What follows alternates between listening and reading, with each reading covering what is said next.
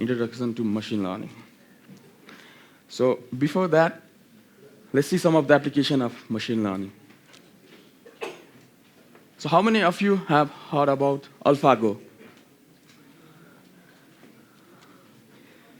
Okay, the AlphaGo is a Google algorithm who plays better than any of the human today. And how many of you have heard about Netflix? Okay, almost all. So tell me how Netflix uses the machine learning. Can somebody give me the example how Netflix is using the machine learning? Yeah. Exactly. Like it gives you recommendation for the shows you want to watch or the movie you want to see. So other applications are like drugs discovery or character recognition. Actually, the character recognition, you have a big application. Can you tell me where the character recognition is being used today, which is helping us all out? Post office, right? Okay, but post office is one of the impactful application of the machine learning. Without that, it would have cost us a lot to send mail from one place to another. Likewise, there are a lot of application of machine learning. For example, assisted driving. These days, if your car if it approaches really close to another car, it automatically brakes.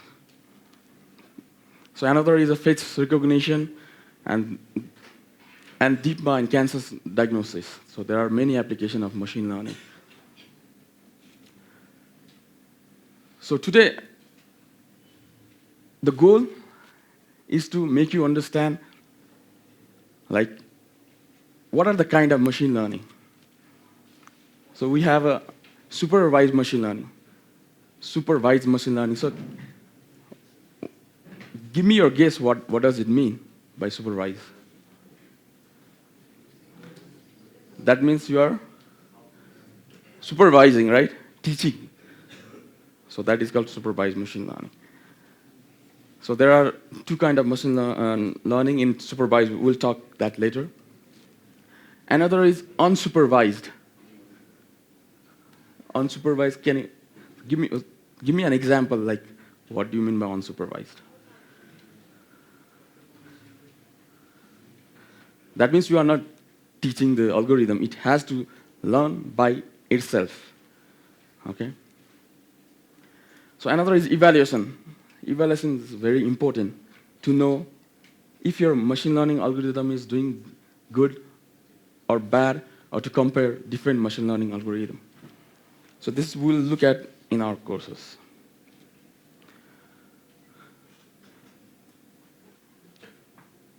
So Arthur Samuel says, machine learning, what is machine learning? Machine learning is a field of studies that gives computer the ability to learn without being explicitly programmed. So traditional programming, we have a data, we have a program, and we ask for output. Can you give me the example of traditional programming? Yeah? Sorry? Yeah. But here I want one simple so that all can understand. Additional?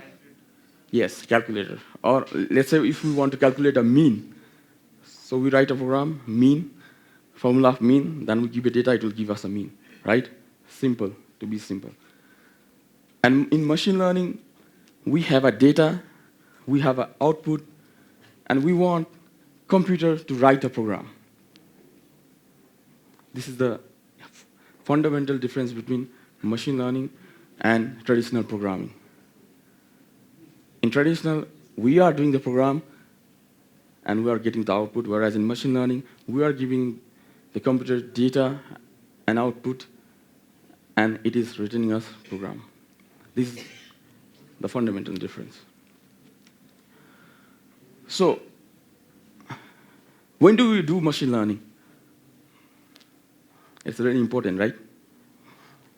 For example, where the human expertise doesn't exist. So we have all heard about navigating in Mars, right?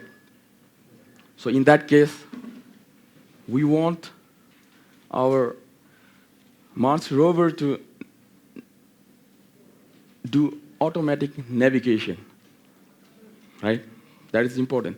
We need to figure out where we want to do machine learning. Another example can be personalized medicine, because each patient have his own characteristics. There is a lot of things about him. And if we can incorporate everything, then we can do a personalized medicine. In that case, we need machine learning. And another is when we have a huge amount of data. Human brain can only understand few dimensionality of data. But when you have lots and lots of dimensionality, it might be difficult to make a judgment. So now tell me, when we don't want to do machine learning, can you give me an example of when we really do not want to do machine learning? Of course, there are a lot of cases, right? So can you give me one example?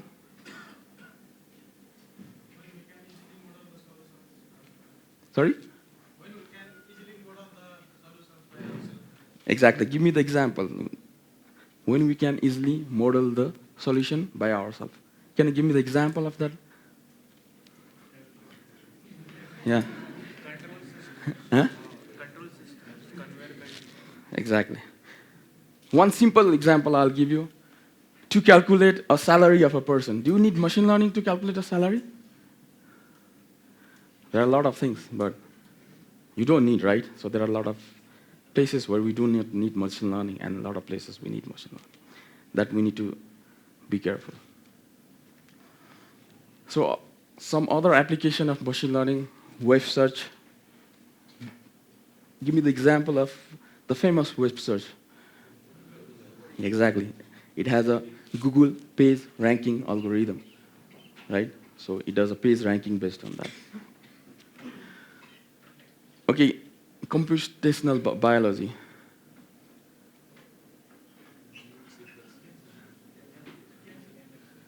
There was some people who were doing that here, I know. Here guys are doing machine learning for the computational biology from Isaac. Okay.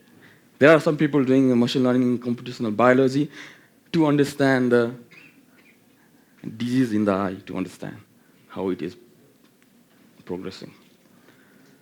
Finance. Anybody working on finance? Can you tell me, can you give one example in finance? Example would be for risk management, calculating risks for customers or banks. Exactly. Doing the risk management, where you do not want to give a credit to a customer who is highly likely not going to pay back, right? Or give the one who is going to pay back. So there are a lot of applications in robotics. Anyone from robotics here? I'm sure there are a couple of people. Yeah. Exactly. SLAM. Simultaneous localization and mapping. Right? With the help of SLAM, you want to navigate and map make a map of your place. So there are debugging. There are a lot of areas of machine learning. So what is the basic? This is the basic paradigm of machine learning. You have a training data, testing data. Training data is the data you give to train, to make the algorithm learn from the data. Testing is the unseen data, not seen by algorithm. When you give to the algorithm, you want to see the prediction. How good is the machine learning algorithm doing? So in that, you have a two variation. Supervised. You give a feature and label to the algorithm. Can you give me the example? What can be a supervised example to a machine learning?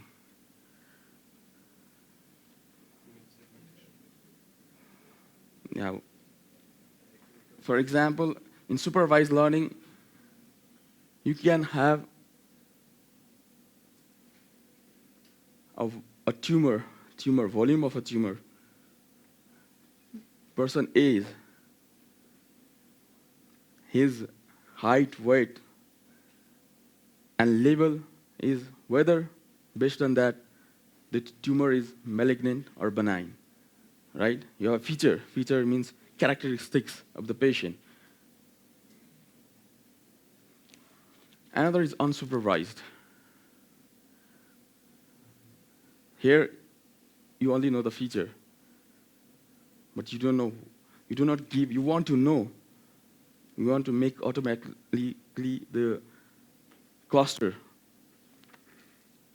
like what group of patient they belong to.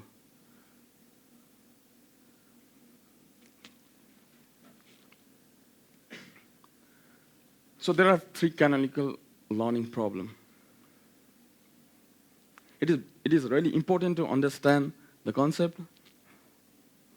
Then after you can use, if you know the formulation, then you can make a decision whether to use supervised, unsupervised, and which algorithm to choose and how to evaluate. That is the backbone.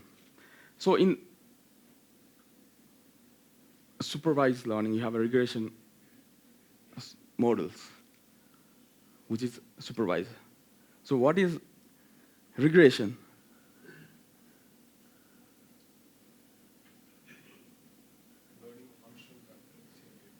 So in regression, you are trying to predict the continuous, right?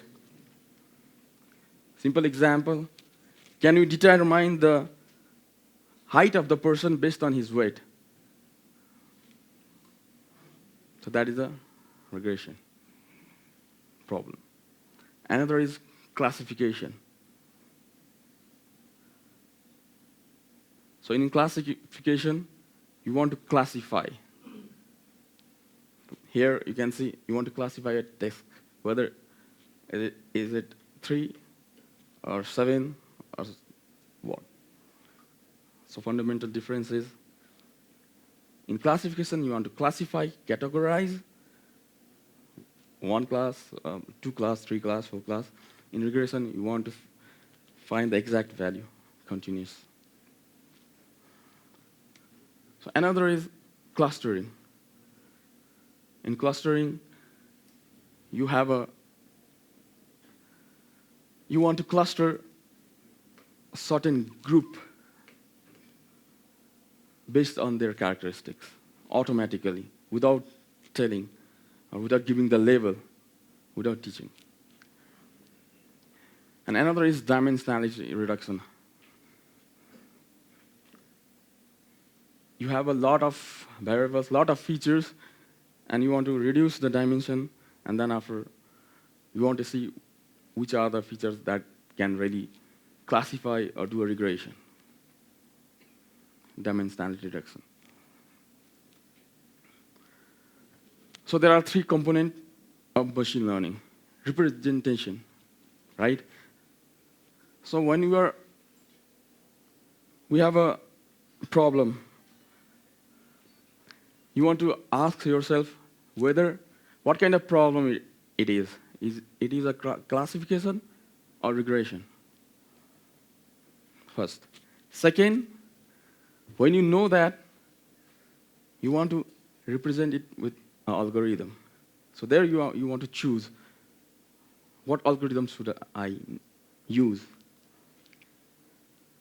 Can I use regression model to do classification? For example, we will be talking that logistic regression. Can I use That to do classification? Exactly. For example, so another neural network. Can we use neural network to do regression? Can we use neural network to do classification? Exactly. So there are some algorithms which can do both or which can do only one thing. So you need to know. And you need to know different kind of algorithm. Another is evaluation. Suppose you choose logistic regression, one of the model, and neural network. So you need to do evaluation which one is better for your task. So we'll talk about how to do evaluation of those models. There are different kind of evaluation, and depending on the application, you want to choose different kind. For example, precision, let's say.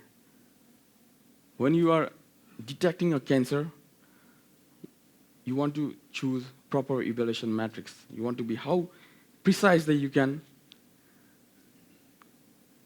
detect cancer, or how precisely, if a patient comes in your hospital, how precisely you want to recommend him for further evaluation, right? For example, if there is 50 patients and one of them is not a cancer patient, but in that case, if you tell him to go for further screening also, it won't be problem, right? But if that another patient who might have a cancer, but you tell him not to go for a further